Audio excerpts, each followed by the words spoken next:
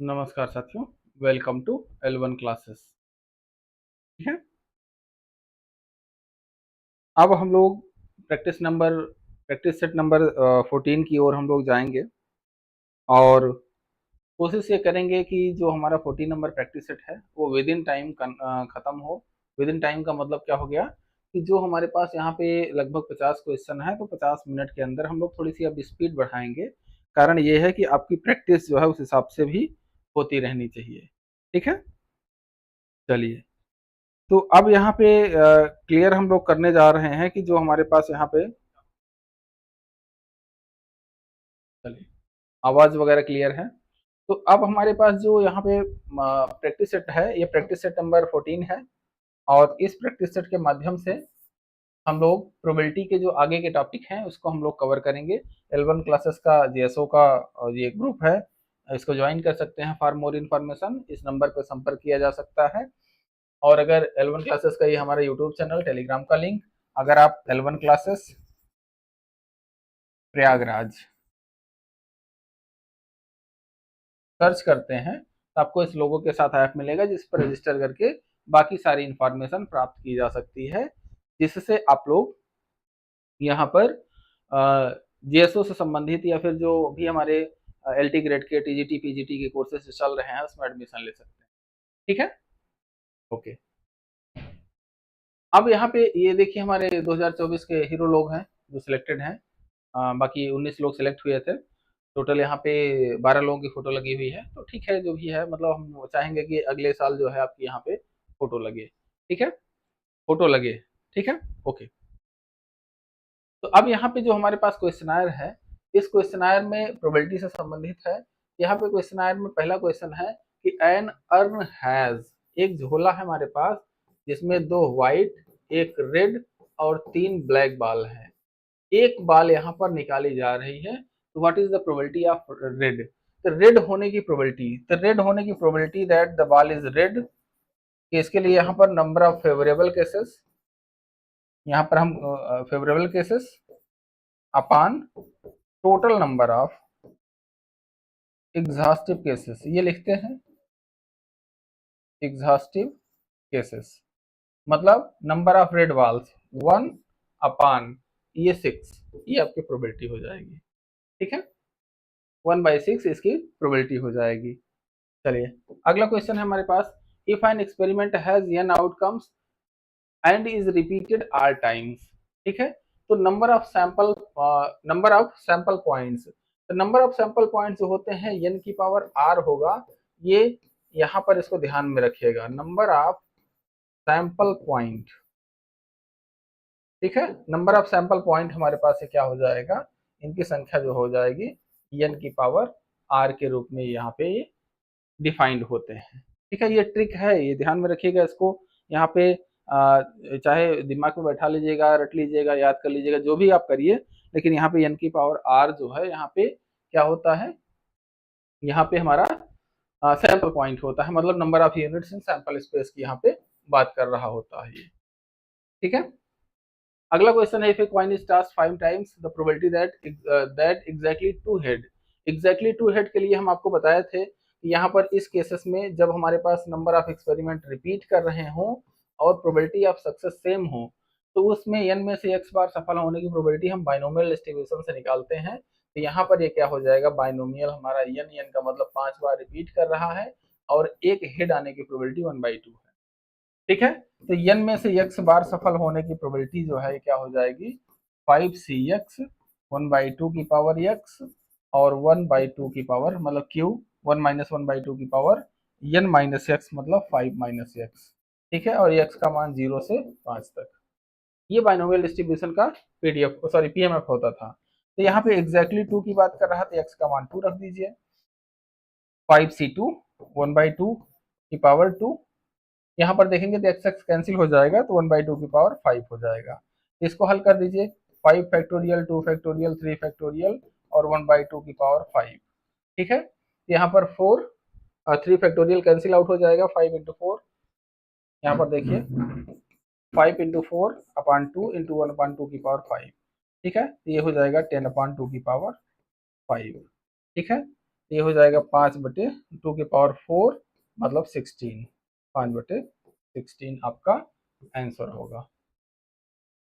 ठीक है, ओके।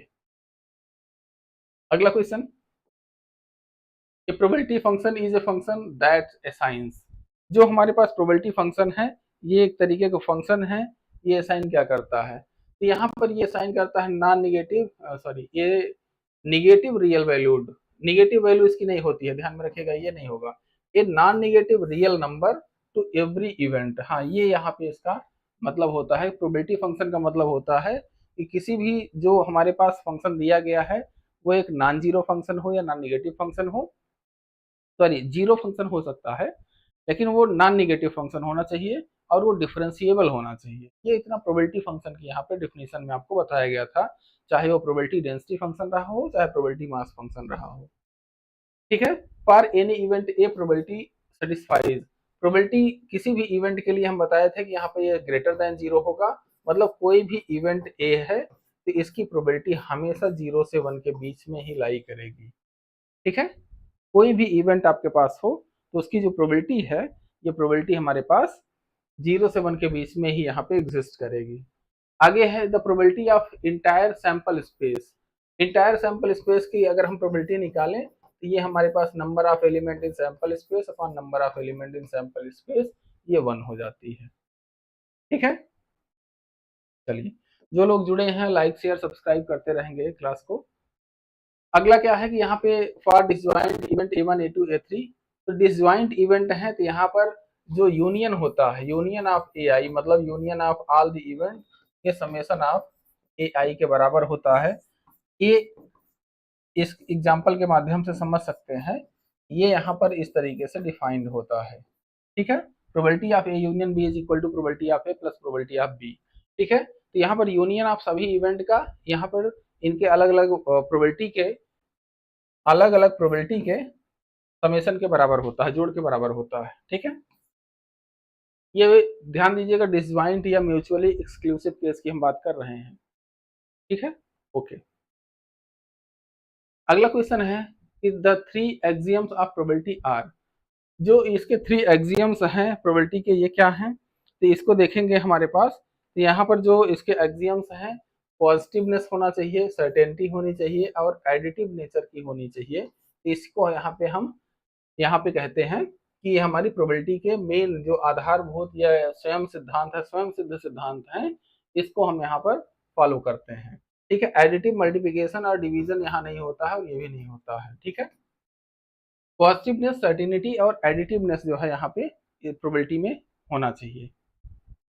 चलिए, अगला क्वेश्चन है कि the set function defined on sigma field B satisfying the axioms is called. तो यहाँ पे जैसे प्रोबेबिलिटी फंक्शन अगर हमारे पास है तो बी जो यहाँ पे होता है, ठीक है, अच्छा, ठीक है, ठीक है,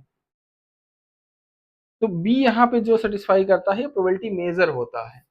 ठीक है, अभी आगे इस पे क्वेश्चन आएगा, क्वेश्चन उस पर समझ सकते हैं कि यहाँ पर सैंपल स्पेस होता है और उसके साथ यहाँ पर चाहे बी लिख दिया जाए या पी लिख दिया, इस तरीके से लिखा जाता है। यहाँ पर ये सैंपल स्पेस होता है, ये हमारे पास प्रोबेबिलिटी का मेजर होता है और बी जो हमारी प्रोबेबिलिटी होती है। इस तरीके से एक मतलब ट्रिपलेट लिखा जाता है और इसी को हम यहाँ पे कहते हैं, इसी में बी का मान पूछ रहा है तो बी यहाँ पे प्रोबेबिलिटी मेजर होगा।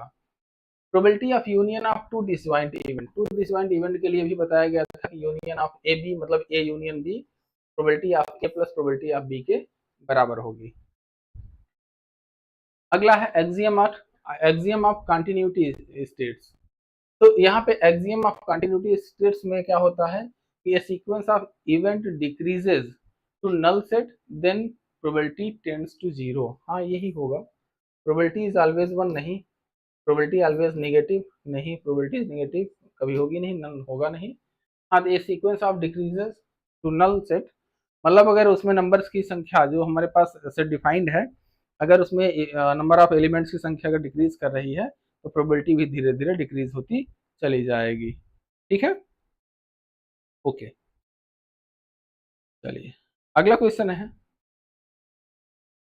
अगला क्वेश्चन है कि axioms of continuity is equivalent to, axioms of continuity जो हमारे पास है ये किसके इक्विवेलेंट होता है? तो यहाँ पे extended axiom of additive property, ठीक है। एक्सियम ऑफ कंटिन्यूटी जो होता है वो यहाँ पर जो भी जितने भी इवेंट हैं उन सभी की प्रोबेबिलिटीज को हम प्लस करते आगे बढ़ते चले जाएंगे, तो उसको हम कहेंगे कि हमारी extended axiom of sorry extended axiom of addition है, ठीक है। ओके, अगला क्वेश्चन है कि probability is always a number between. Probability एक नंबर होता है किसके बीच में? तो 0 से 1 के बीच में, भी जस्ट बताया गया थोड़ी देर पहले। अगला क्वेश्चन है कि if the probability of an event is 0 then it means मतलब क्या कि वो इवेंट क्या है? सर्टेन इवेंट है? नहीं, सर्टेन इवेंट की प्रोबेबिलिटी कुछ ना कुछ पॉजिटिव होती है। नन नहीं होगा, रैंडम इवेंट नहीं होगा, इम्पॉसिबल इवेंट होगा, असंभव घटना होगी, इसीलिए उसकी प्रोबेबिलिटी जो है 0 है। इसीलिए कहा जाता है कि किसी भी घटना के विश्व में या हमारे लाइफ में घटित होने की ना तो प्रोबेबिलिटी 0 होती है और ना ही 1 होती है, ठीक है। मतलब ना वो इम्पॉसिबल इवेंट होती है ना पॉसिबल इवेंट होती है, उसके बीच में ही पूरा जीवन चलता है। अगला क्वेश्चन है कि the probability of an event is 1, it means probability किसी भी जो है इवेंट की अगर 1 है तो इसका मतलब क्या है? तो यहाँ पे ये इसका मतलब है कि ये हमारी सर्टेन इवेंट है, ठीक है। सर्टेन इवेंट निश्चित घटना है, 100% वो घटना घटित होगी, इसलिए उसकी प्रोबेबिलिटी क्या है यहाँ पर देखेंगे तो ये 1 होगी, ठीक है। इम्पॉसिबल इवेंट की प्रोबेबिलिटी 0 और सर्टेन इवेंट की प्रोबेबिलिटी 1 हो जाएगी। चलिए अगला क्वेश्चन है कि in frequency interpretation probability is ratio of. जो प्रोबेबिलिटी होती है वो फेवरेबल केसेस या फेवरेबल आउटकम और टोटल जो केसेस होते हैं इसका एक रेशियो होता है। कि प्रोबेबिलिटी बताया जाता है कि favourable cases upon total number of exhaustive cases, ठीक है। एग्जॉस्टिव केसेस इनका जो रेशियो होता है ये प्रोबेबिलिटी के रूप में डिफाइंड होता है और यही हमारा पहला आंसर हो जाएगा। अगला क्वेश्चन है द ट्रिपलेट। हाँ यही देखिए, यस बीपी, यस में क्या है? सैंपल स्पेस है, बी प्रोबेबिलिटी मेजर है और जो पी है वो प्रोबेबिलिटी है, ठीक है। प्रोबेबिलिटी मेजर का मतलब एक तरीके से कहा जाए जो इवेंट हमारे पास डिफाइंड है, इसको सरल लैंग्वेज में पढ़िए तो वही कहा जाएगा इवेंट जो डिफाइंड है, ठीक है। तो इसमें यहाँ पे पूछ रहा है ये ट्रिपलेट जो है हमारे पास क्या कहलाता है? तो इस ट्रिपलेट को हम लोग यहाँ पर क्या कहते हैं? प्रोबेबिलिटी स्पेस कहते हैं, ठीक है। इसको हम क्या कहते हैं? प्रोबेबिलिटी स्पेस कहते हैं, प्रायिकता स्थान कहते हैं। इस ट्रिपलेट को हम प्रोबेबिलिटी स्पेस कहते हैं। जैसे सैंपल स्पेस होता है वैसे प्रोबेबिलिटी स्पेस हो गया। Probability of a certain event is, ये क्वेश्चन रिपीट हो गया है, इसकी 1 होगी प्रोबेबिलिटी सर्टेन इवेंट की। अगला है if A is an event then probability of its complement is, complement की प्रोबेबिलिटी क्या हो जाएगी? 1 माइनस प्रोबेबिलिटी ऑफ ए, जिसको हम प्रोबेबिलिटी ऑफ ए कॉम्प्लीमेंट भी कहेंगे, ठीक है। अगला क्वेश्चन है theorem A union B is equal to क्या होता है? Probability of A plus probability of B minus probability of A intersection B. Disjoint के केस में ए इंटरसेक्शन की प्रोबेबिलिटी 0 हो जाती है, इसलिए probability of A plus probability of B के बराबर हो जाती है। अगला है B is subset of A then probability satisfies. अगर बी सबसेट ऑफ ए है तो इसका मतलब प्रोबेबिलिटी जो बी होगी ये छोटी होगी प्रोबेबिलिटी ऑफ ए से, ये एक मतलब रिजल्ट होता है। यहाँ पर देख लीजिए कि बी इज सबसेट ऑफ ए, मतलब ये ए इवेंट है, ये बी है, बी इज सबसेट ऑफ ए मतलब बी छोटा है तो उसकी प्रोबेबिलिटी छोटी होगी, ए बड़ा है तो ए की प्रोबेबिलिटी अधिक होगी, ठीक है। तो यहाँ पर ये क्या हो जाएगा? प्रोबेबिलिटी ऑफ ये दूसरा वाला हो जाएगा, probability of A is greater than B या probability of B greater than less than A हो जाएगा, ठीक है। अगला question the theorem A minus B, probability of A minus B. तो probability of A minus B, दो event अगर हमारे पास है ए और बी, ठीक है, तो ए में से हमें क्या करना है? बी को माइनस कर देना है। ये हमारा पूरा बी है तो बी को माइनस कर देना है, ये हमारे ए में बी को माइनस करेंगे तो क्या बचेगा? ये वाला पोर्शन, ठीक है। तो यहाँ पे ए माइनस बी यही है, ए माइनस बी को इसी को लिख रहे हैं। तो यहाँ पर हमारे पास प्रोबेबिलिटी ऑफ ए मतलब यहाँ से यहाँ तक की प्रोबेबिलिटी में इस प्रोबेबिलिटी को, इंटरसेक्शन वाली प्रोबेबिलिटी को हम माइनस कर दें तो हमारे पास ये प्रोबेबिलिटी ए माइनस बी की प्रोबेबिलिटी आ जाएगी, ठीक है। ओके,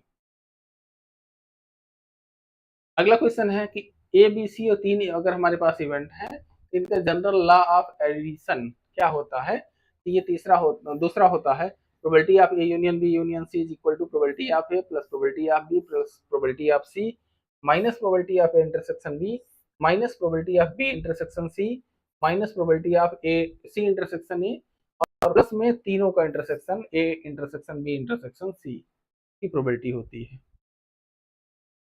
ठीक है, चलिए अगला क्वेश्चन है प्रोबेबिलिटी ए प्रोबेबिलिटी बी दी गई है, probability of A union B हमें निकालना है। पर ए यूनियन बी दिया है तो ए इंटरसेक्शन बी निकालना है।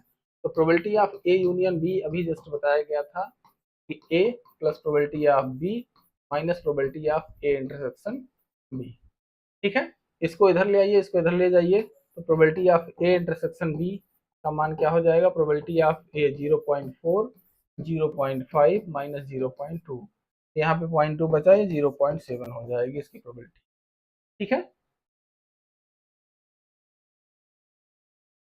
चलिए अगला यहाँ पे एक तरीके से देखा जाए तो ये क्वेश्चन एक तरीके से हम कह सकते हैं गलत है। कारण ये है कि कभी भी ए यूनियन बी की प्रोबेबिलिटी जो है वो ए इंटरसेक्शन बी की प्रोबेबिलिटी से अधिक मतलब कम नहीं हो सकती है। यहाँ ए इंटरसेक्शन बी की प्रोबेबिलिटी जो है एक तरीके से देखेंगे ए इंटरसेक्शन बी है यार, ऑब्वियस सी बात है ए और बी आपस में बराबर होंगे तभी ए और ए इंटरसेक्शन बी ए के बराबर होगा या बी के बराबर होगा। जबकि यूनियन जो है, यूनियन में क्या है, दोनों के जो सेट होते हैं एडिशन कर रहे हैं तो उसमें ऑब्वियस सी बात है कि नंबर अधिक होते हैं। जो भी क्वेश्चन था, हालांकि हमें आंसर देना था तो आंसर हमारे पास आ गया। ए और बी अगर दो डिस्जॉइंट इवेंट हैं तो ए यूनियन बी अलग अलग इनके प्लस के बराबर हो जाएगा। फिर प्रोबेबिलिटी ए प्रोबेबिलिटी बी दिया गया है, ए और बी डिस्जॉइंट है तो इस केस में probability of A union B क्या है, दोनों डिस्जॉइंट हैं तो probability A plus probability of B के बराबर हो जाएगा। ये हो जाएगा 0.3 प्लस 0.4, ये हो जाएगा 0.7 आंसर। ठीक है, चलिए अगला क्वेश्चन है प्रोबेबिलिटी ए बी और ए यूनियन बी दिया गया है तो ए इंटरसेक्शन बी निकालना है। तो ए इंटरसेक्शन बी के लिए अभी जस्ट फार्मूला बताया गया, probability A plus probability B minus A union B. यहाँ पर 3 2 5, ये 0.8 हो जाएगा। ठीक है, अगला क्वेश्चन है A and B are independent है तो उस केस में इंटरसेक्शन की प्रोबेबिलिटी अलग अलग प्रोबेबिलिटी के मल्टीपल के बराबर होती है। ये थियरम बताई गई थी, सॉरी मल्टीप्लिकेटिव थियरम होती है कि जितने भी हमारे पास इवेंट हैं अगर वो आपस में इंडिपेंडेंट हैं तो उनके सभी इवेंट्स के इंटरसेक्शन की प्रोबेबिलिटी उनके अलग अलग मल्टीपल के अलग अलग प्रोबेबिलिटी के मल्टीपल के बराबर होती है। अगला क्वेश्चन है probability of union of n mutually exclusive event. N mutually exclusive event यहाँ पे क्या है, यूनियन ऑफ, अगर यहाँ पे ए आई लिख दिया जाए, आई बराबर 1 to n, यूनियन ऑफ ए आई मतलब जो हमारे पास A1 A2 AN जो हमारे पास इवेंट्स हैं उनके सभी यूनियन की प्रोबेबिलिटी जो है इनकी प्रोबेबिलिटी के अलग अलग प्रोबेबिलिटी के प्लस के बराबर होगी। तो sum of their probabilities, product of their probabilities नहीं, डिफरेंसेस नहीं, यही सम वाला आंसर हो जाएगा। ठीक है, ओके। अगला क्वेश्चन है कि प्रोबेबिलिटी ए दिया गया है, कॉम्प्लीमेंट निकालना है। तो probability of A complement is equal to, हम जानते हैं 1 माइनस प्रोबेबिलिटी ए होता है तो 1 माइनस 0.7, ये हो जाएगा 0.3। ठीक है, 0.3 हमारा आंसर हो जाएगा। अगला क्वेश्चन है Boole's inequality is valid for. Boole's inequality जो है ये किसके लिए वैलिड है, तो यहाँ पर देखेंगे तो जो हमारे पास बोल्स इनइक्वालिटी है ये हमारा फाइनाइट इवेंट्स के लिए वैलिड होती है, यहाँ पे काउंटेबल इवेंट्स के लिए वैलिड होती है, इनफाइनाइट इवेंट्स के लिए वैलिड होती है और मतलब ऑल ऑफ दिस के लिए यहाँ पर ये वैलिड होगी। ठीक है, बोल्स इनइक्वालिटी जो है मतलब एडिशन और समेशन की प्रोबेबिलिटी को यहाँ ये निर्धारित करता है। चलिए conditional probability A given B is defined as, conditional probability क्या होती है कि ए गिवन बी का जो फार्मूला होता है ये होता है probability of A intersection B upon probability of B. ठीक है, तो A intersection B upon probability of B जो होता है ये हमारा कंडीशनल प्रोबेबिलिटी के रूप में डिफाइंड होता है। ठीक है, ओके। प्रोबेबिलिटी ए दिया गया है, बी दिया गया है और कह रहा है ए और बी इंडिपेंडेंट है तो ए इंटरसेक्शन बी की प्रोबेबिलिटी तो ए इंटरसेक्शन बी की प्रोबेबिलिटी इनकी अलग अलग प्रोबेबिलिटी के मल्टीपल के बराबर होगा। ठीक है, तो यहाँ पर ये क्या हो जाएगा 0.5, 0.4, ये क्या हो जाएगा 4 5 20, 2 अंक पे दशमलव 0.2। ठीक है, अगला क्वेश्चन है multiplication law of probability states. जो हमारे पास मल्टीप्लिकेशन ऑफ लॉ है प्रोबेबिलिटी का वो क्या कहता है, तो इस केस में दोनों के इंटरसेक्शन की प्रोबेबिलिटी अलग अलग प्रोबेबिलिटी के मल्टीपल के बराबर होगी। अगर कंडीशनल प्रोबेबिलिटी है ए गिवन बी की प्रोबेबिलिटी है, तो उस केस में ए गिवन बी को यहाँ पर probability of A into probability of B given A के रूप में हम लिख सकते हैं, या इसी को probability of B into probability of A given B के रूप में लिख सकते हैं। ठीक है, तो यहाँ पर ये जो पहला आंसर है ये आपका आंसर हो जाएगा। अच्छा sorry sorry sorry, A given B और प्रोबेबिलिटी ऑफ बी, जो गिवन में है वही मल्टीप्लाई में होता है, तो दोनों यहाँ पर सही है, तो ये आपका बोथ आंसर हो जाएगा। ठीक है, बोथ आपका आंसर हो जाएगा।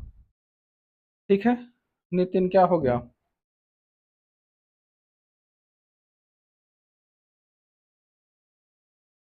अरे भाई 10 बजे से क्लास नहीं थी, आज संडे का दिन है, तो संडे के दिन ऐसे एक्स्ट्रा क्लास होती है, तो नॉर्मली 8 से 9, 9 से 10 के आसपास।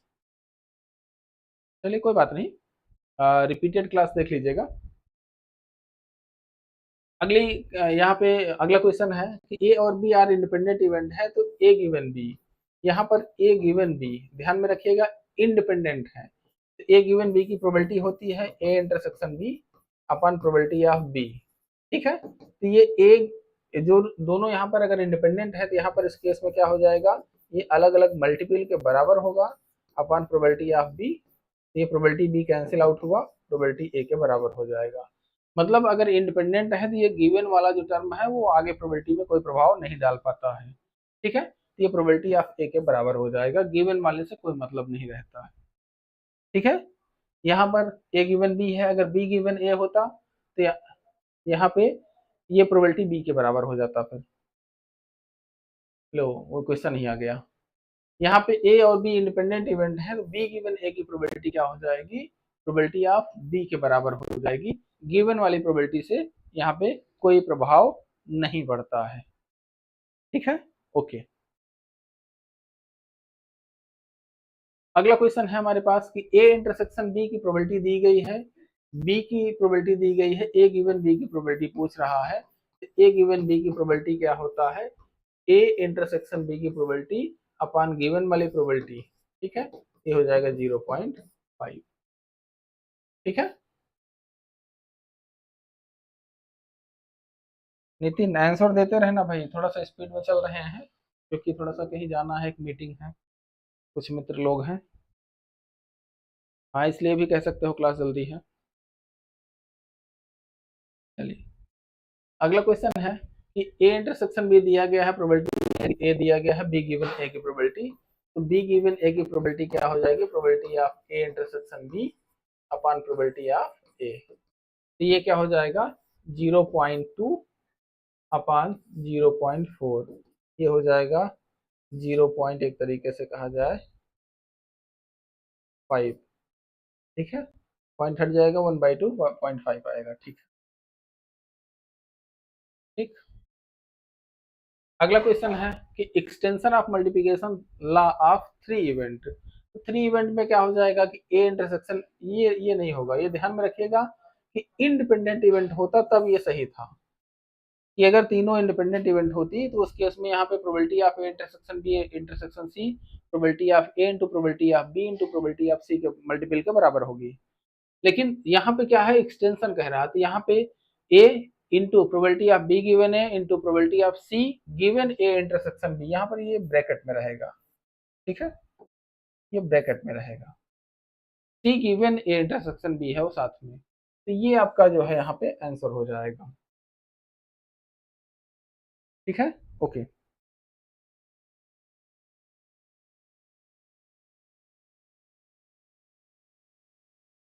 हाँ नितिन प्रोबेबिलिटी फिर से पढ़ लेना भाई, इसीलिए मैं बोल रहा हूँ कि प्रोबेबिलिटी से सबसे ज्यादा क्वेश्चन पूछे जाते हैं।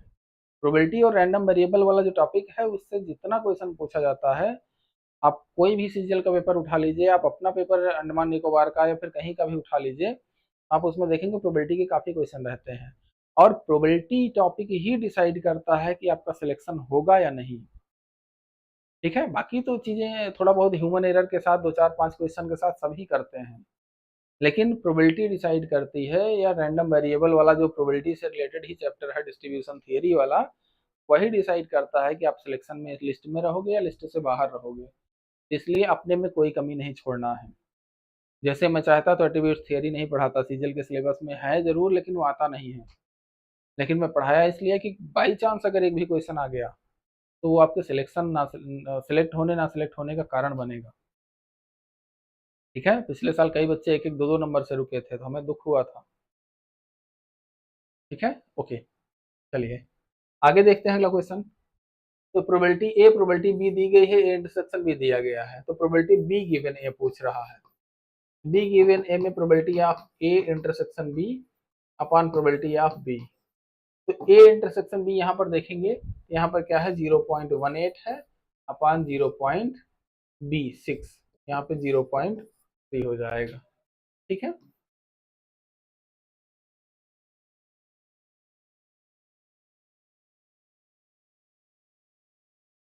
ठीक है, ठीक है, ठीक है, चलिए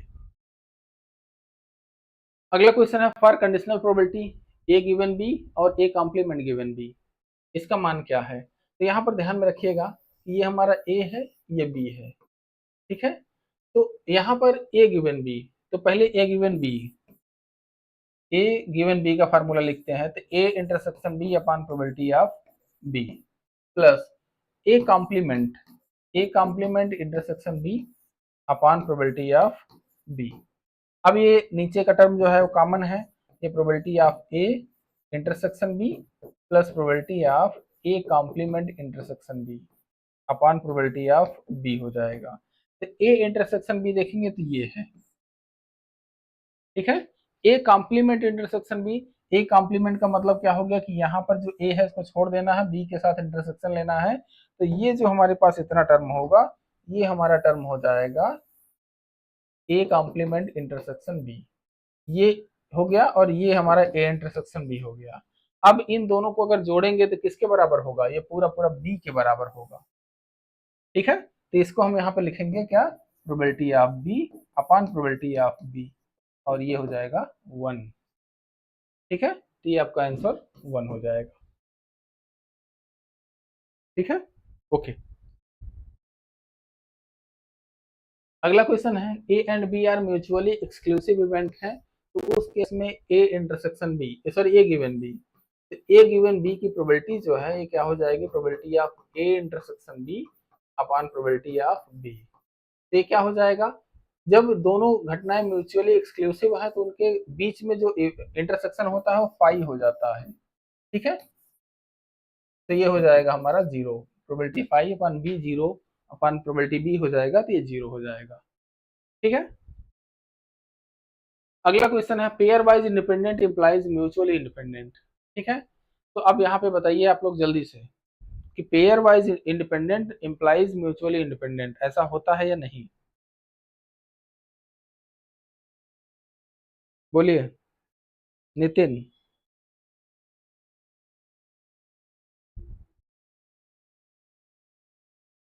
चलिए बता दे रहे हैं हम, कोई बात नहीं, ये फॉल्स है, मतलब अच्छा स्टेटमेंट ट्रू फॉल्स पूछा है, ये फॉल्स स्टेटमेंट होगा। Mutually independent implies pair independent, pair wise independent, क्यों, क्योंकि अगर ए और बी, ए बी सी मान लीजिए 3 घटनाएं हैं। ठीक है, तो पेयर वाइज इंडिपेंडेंट का मतलब ए इंटरसेक्शन बी और बी इंटरसेक्शन सी और सी intersection A,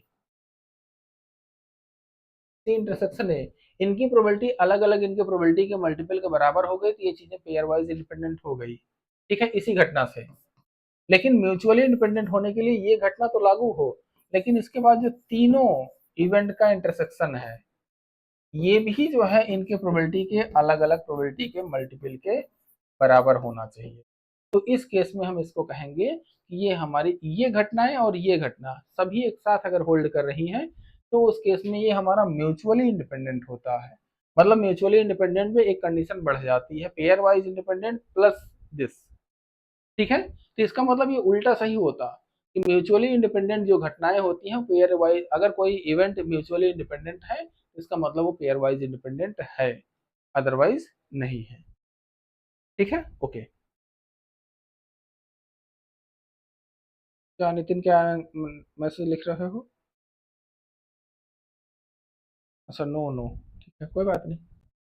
A B C तीन इंडिपेंडेंट इवेंट है, इस केस में अब क्या हो जाएगा, तीनों के इंटरसेक्शन की प्रोबेबिलिटी अलग अलग मल्टीपल के बराबर होगी, ठीक है।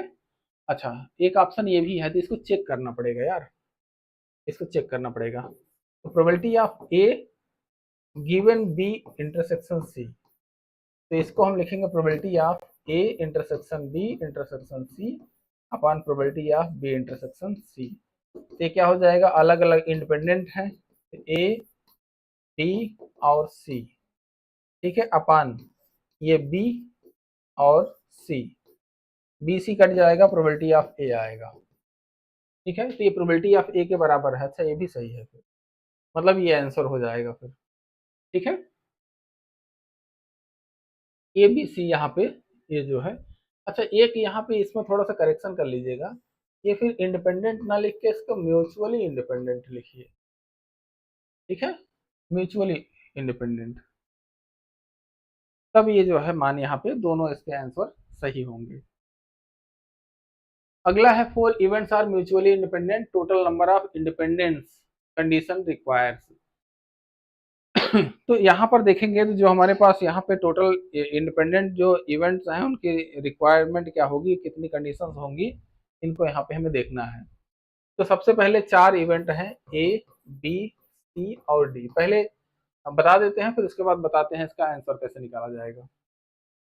फिर जो इंटरसेक्शन वाले हैं, ठीक है, ए बी बी सी, मतलब ए बी बी सी ए सी और डी ए, ठीक है। पेयर कितने बनेंगे, ए बी ए सी, अच्छा सॉरी, जितने भी पेयर बनेंगे तो सबसे पहले पेयर्स को देखते हैं, ए बी फिर ए सी और ए डी, ठीक है। फिर बी का बी ए तो हो चुका है, यहाँ पे बी सी और बी डी, ठीक है, सी के साथ सी डी, ठीक है, डी सी वगैरह कोई मतलब नहीं। तो ये तीन तीन छः इवेंट हुई पेयर वाइज। फिर तीन तीन का ए बी सी, फिर उसके बाद ए बी डी, ठीक है, ए बी सी हुई, फिर ए बी डी हुई, फिर बी सी डी हुई, फिर उसके बाद और देखेंगे आगे पीछे इसमें क्रम हो सकता है, कोई इशू नहीं है इसमें, उसको अलग घटना नहीं मानते हैं, ठीक है। और इसमें फिर यहाँ पे क्या हो जाएगा,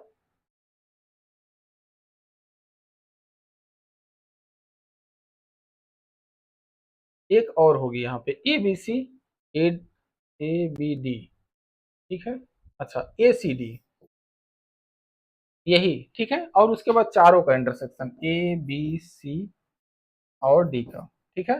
ये तीन एक चार और चार तीन सात, तीन तीन छः, चार दस एक 11 घटनाएं यहाँ पे हो रही हैं, ठीक है। तो यहाँ पे टोटल 11 इवेंट्स होंगी जो हमारे पास इसके म्यूचुअली इंडिपेंडेंट को प्रूफ करने के लिए यहाँ पर बनाई जाएंगी, ठीक है। इसको ऐसे लिख के यार यहाँ पे देखना पड़ेगा, कोई इसका मतलब ट्रिक वैसा नहीं है, ठीक है। ए और बी अगर इंडिपेंडेंट इवेंट है तो उसके उसके कॉम्प्लीमेंट क्या होंगे, ये आपस में आल्सो इंडिपेंडेंट होते हैं, ठीक है।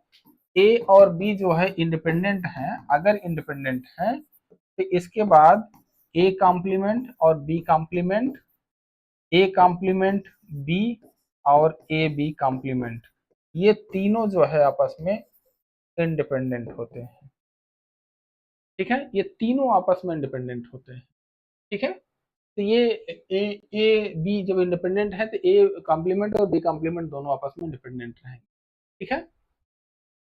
फिर से यहाँ क्वेश्चन है ए बी इंडिपेंडेंट है तो A complement intersection B complement, तो ये ऑब्वियस सी बात है इंडिपेंडेंट है तो इनके अलग अलग मल्टीपल के बराबर होंगे, ठीक है।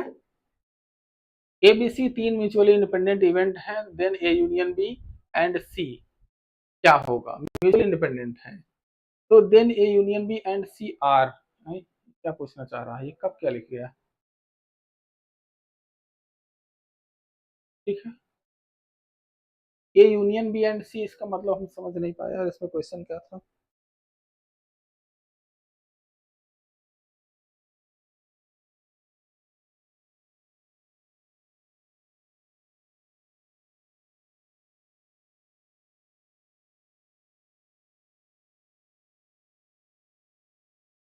इसमें कहना क्या चाह रहा, कुछ समझ में नहीं आया, चलो कोई बात नहीं।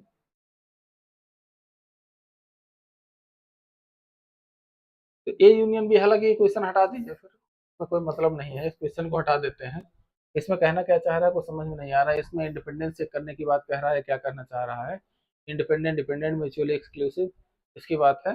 अच्छा, ऑप्शन के अनुसार चल सकते हैं हम लोग, ऑप्शन के अनुसार चलेंगे, यहाँ पर क्या हो जाएगा इसको देख लेते हैं फिर। A union B, A union B जो भी है हमारे पास है ही, ठीक है। तो इसमें इसको हम लिख सकते हैं probability of A plus probability of B minus probability of A intersection B, ठीक है। ए इंटरसेक्शन बी का मान रख देते हैं प्रोबेबिलिटी ऑफ बी, यहाँ पे कॉमन भी ले लेते हैं, 1 माइनस प्रोबेबिलिटी ऑफ ए हो जाएगा, ठीक है। ये हो जाएगा प्रोबेबिलिटी ऑफ ए और plus probability of B into probability of A complement हो जाएगा, ठीक है। हालांकि कोई मतलब नहीं निकलेगा यार।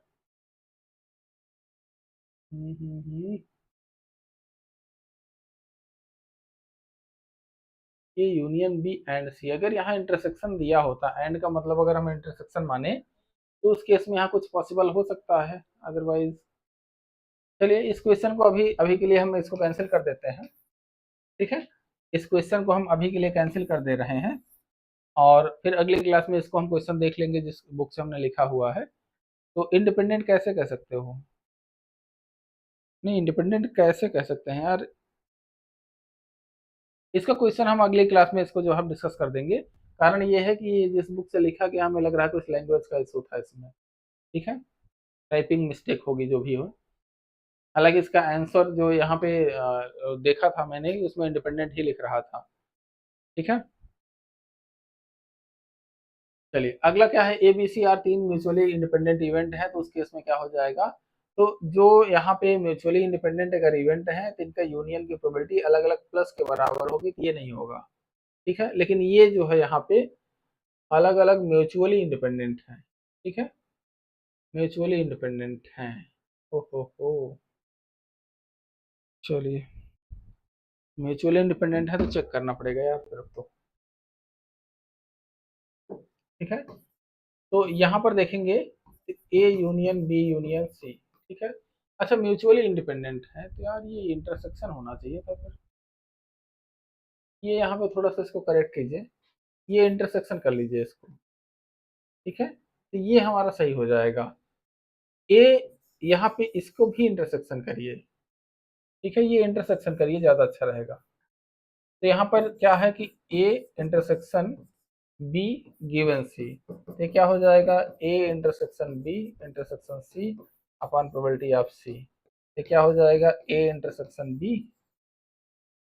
अच्छा एक सेकंड, म्यूचुअली इंडिपेंडेंट है तो अलग अलग मल्टीपल के बराबर हो जाएंगे प्रोबेबिलिटी ऑफ सी, ठीक है। तो ये दोनों कैंसिल आउट हो जाएगा, probability of A into B, ये probability of A intersection B के बराबर होगा। तब इस केस में इंटरसेक्शन इसको कर लीजिए, दोनों सही होगा और तीसरा आंसर आपका यहाँ पे विकल्प, तीसरा विकल्प आपका आंसर होगा, ठीक है, ओके। अगला है प्रोबेबिलिटी ए प्रोबेबिलिटी बी दी गई है तो A union B lies between, अच्छा लाइज बिटवीन, वाह।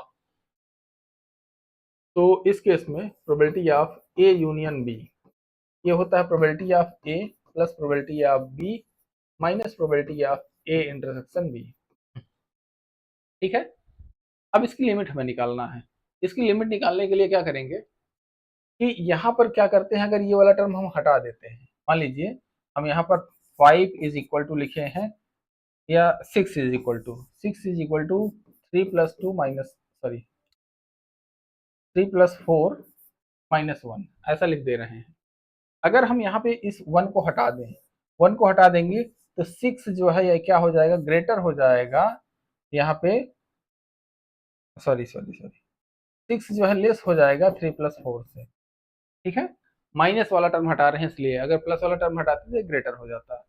तो यहाँ पर क्या हो जाएगा, इसकी लिमिट क्या हो जाएगी, ए प्लस बी से लेस होगी। तो मतलब यहाँ पे ए यूनियन बी की जो प्रोबेबिलिटी है ये लेस देन होगी probability A plus probability B के। तो यहाँ पर इसकी लिमिट देख लेते हैं, 0.4 0.5 है, 0.9 यहाँ पे हो जाएगा, ठीक है। 0.9 एक ही विकल्प में आ रहा है तो यहीं पे आंसर लगा सकते हैं। लेकिन इसकी अगर ये अपर लिमिट हुई, लोअर लिमिट निकालने के लिए क्या करेंगे कि इस प्रोबेबिलिटी को हम यहाँ पर दिखाएंगे कि ये हमारी प्रोबेबिलिटी क्या है। प्रोबेबिलिटी लोअर लिमिट निकालने के लिए देखिए, अच्छा अगले पेज पे लिख दे रहे हैं, अगले पेज पे हम लिख दे रहे हैं लोअर लिमिट कैसे निकालेंगे। तो A union B is equal to probability A plus probability B minus probability A intersection B, ठीक है। तो ये जो प्रोबेबिलिटी होती है always less than or equal to 1 होगी, ठीक है। Less than or equal to 1 होती है हमेशा सभी प्रोबेबिलिटीज। तो यहाँ पर अगर एक तरीके से, एक सेकंड, अगर इस टर्म को हम इधर ला लें तो इसमें हम इसको लिख सकते हैं A intersection B is equal to probability of A plus probability of B minus probability of A union B. और ये जो भी प्रोबेबिलिटी है ये लेस देन 1 होती है, लेकिन greater than or equal to 0 भी होती है, ठीक है। तो इस केस में यहाँ पर इसको हम उधर ले जाएंगे तो probability of A union B का मान A plus probability of B के बराबर आ गया, ठीक है। लेकिन जब यहाँ पे ध्यान दीजिएगा ग्रेटर देन 0 पर करने पर, और अगर इसको हम लेस देन 1 करते हैं, ठीक है, इस प्रोबेबिलिटी को अगर हम less than or equal to 1 कर दें यही वाली प्रोबेबिलिटी को, तो इस केस में क्या हो जाएगा कि हाँ लेस देन 1 कर दें तो probability of A union B, एक सेकेंड, हाँ less than or equal to 1 कर दें,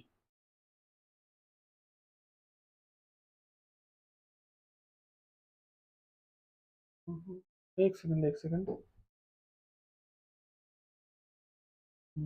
आंसर तो मिल गया है। लेकिन हम यहाँ पे ए यूनियन बी को subset, sorry A intersection B जो है हमारा, ए इंटरसेक्शन बी ये सबसेट होता है ए यूनियन बी का। यहाँ पर probability of A intersection B less than or equal to probability of A union B, इसको हम लिख सकते हैं। और ये ग्रेटर देन 0 कर सकते हैं, हाँ।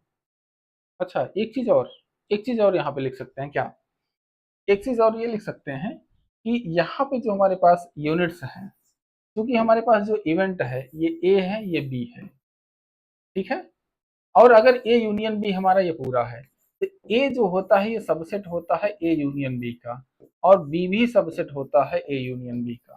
तो यहाँ पर प्रोबेबिलिटी ए जो होगी ये less than or equal to होगी ए यूनियन बी की प्रोबेबिलिटी से, प्रोबेबिलिटी जो बी होगी ये भी less than or equal to होगी ए यूनियन बी से, ठीक है।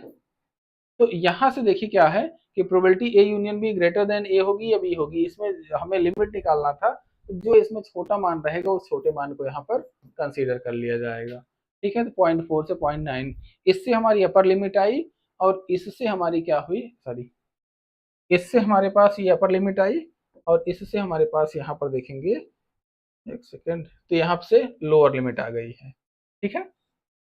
चलिए, तो ये आपका आंसर हुआ, क्या क्वेश्चन है।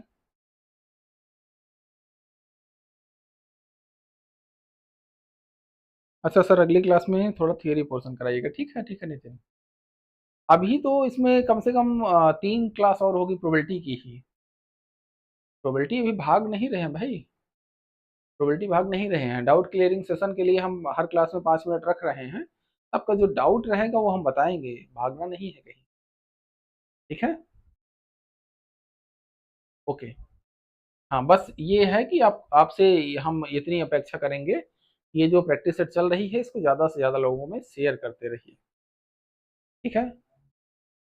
हाँ मतलब ये टॉपिक ऐसे हैं इसमें देखिए, जल्दी ही कंप्यूटर का पोर्शन शुरू करने वाले हैं, जिन मतलब ये प्रोबेबिलिटी जैसे ही जेएस वाला प्रोबेबिलिटी का पोर्शन खत्म होगा, फिर सैटरडे संडे जेएसओ और यूजीसी का दोनों का प्रैक्टिस सेट रहेगा, 2-2 3-3 प्रैक्टिस सेट कराएंगे, और उसके साथ जो टाइम बचेगा उसमें कंप्यूटर पढ़ाएंगे।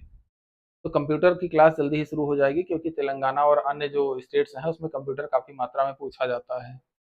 तो उनसे अब हमने यहाँ पे बोल रखा है, तो ऑब्वियस सी बात है कि हाँ, नितिन ठीक है।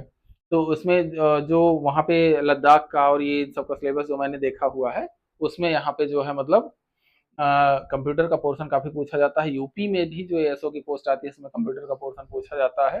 तो कंप्यूटर यहाँ पे पढ़ाया जाएगा, हम पढ़ाएंगे आपको, ठीक है।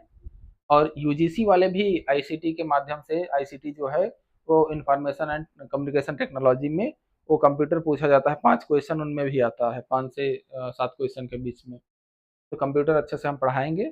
और कंप्यूटर मेंस में भी, एसएससी सीजीएल मेंस में भी जो है यहाँ पे कंप्यूटर के लगभग 15 क्वेश्चन आते हैं। तो वो सभी के लिए इम्पोर्टेंट रहेगा, ठीक है। तो चलिए आज क्लास रोकते हैं, फिर अब अगले सैटरडे संडे में मुलाकात होगी आप लोगों से।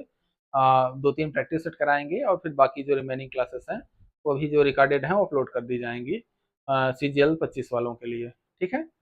Thank you for this class, have a nice day and good day, sorry good night.